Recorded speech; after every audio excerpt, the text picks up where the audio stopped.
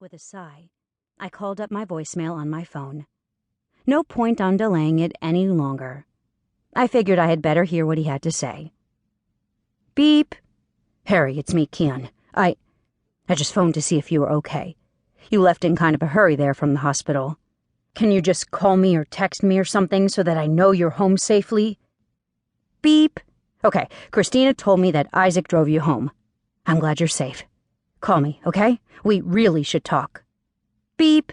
Harry, will you pick up the damn phone? Avoiding the issue isn't going to change anything. Just call me and we'll talk about it. Beep. God damn it, Harry. Pick up the phone. Beep. Unintelligible growling. Harry, I'm coming over. The last bit was followed by more unintelligible growling, but I thought I caught the words spank and your ass in there somewhere. Wait, what? Oh, shit. I fumbled for the phone and hit a key. The message was sent 45 minutes ago, which meant he could arrive at any minute. I needed to get out of there and somewhere with witnesses. My question for Bryce would have to wait. I hurried to the door and peeked outside. The coast was clear, so I hustled out and down the stairs to my shop. I own a flower shop called Contain Yourself. It occupies about 1/3 of the main floor of the building. The other part is going to be a coffee shop once all the renovations are completed. Tess and I live on the upper 2 floors of the building, along with Isaac, who came to live with us after I inadvertently bound him to me as my vampire servant. Another long story. I try to put a couple of hours in the shop every day, but for the most part, I feel like I've become more of a figurehead, seeing as how Mrs. Potts, my former employer turned employee, still does 95% of the work. What I didn't realize at the time was Mrs. P was Faye, a brownie, and the old refurbished fire hall was in her care. She didn't really need to sell the business to retire. Brownies don't retire. I was beginning to suspect it had all been a lure to get me to come live in the building. Until Tess and I had moved in with our former friend, Holly. You guessed it, another long story. The building had been vacant except for the flower shop.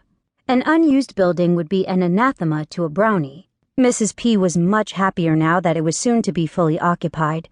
She was even spearheading my coffee shop idea, helping it over the hurdles to get it up and running and bringing in her niece Tiffy as an apprentice of sorts to help out. Speaking of Tiffy, surprisingly, she was at the counter, watching the shop by herself when I entered the store. Tiffy was also a brownie, and this was her first experience ever coming out from Underhill. She had been extremely skittish the first few days after her arrival, and still had hardly said more than 3 words to me. Good afternoon, Harry, Tiffy said, blinking nervously. Hi, Tiffy. How are things? I walked towards her casually, trying not to spook her. Good. Aunt B is in the next door. She smiled and gave a little nod, as if proud of herself for completing her sentence. Aunt B? Oh, you mean Mrs. Potts? I smiled at her. You know, I don't think I ever knew your aunt's name. Tiffy giggled, putting a hand to her mouth. I smiled at her again, and then put a container on the counter. Isaac made some maple fudge. Better get some before Mrs. Flanagan comes in and snaps them all up. Mrs. Flanagan was the neighborhood gossip who had taken to Isaac's baking samples that I had begun to leave on the counter for customers. She came in on a daily basis to help herself, but never buy anything, much to Mrs. P's disgust. Tiffy giggled again and dipped her head shyly. I winked at her and headed through the adjoining door to see the progress on the new shop. I stopped in the doorway and stared in shock. A complete transformation had taken place since the last time I had seen it. The new French doors, cut into the exposed brick wall and framed in a richly stained walnut, perfectly matched the existing wainscoting. The walls were a warm, pale yellow. On one side of the room, Morris and his crew, workmen that seemed to materialize out of nowhere under Mrs. P's command, were busy installing the shelves and cabinets of what would be the workstation behind the large glass front pastry case. There would be a long, wide counter surface along the back wall to hold the coffee machine and provide a prep surface.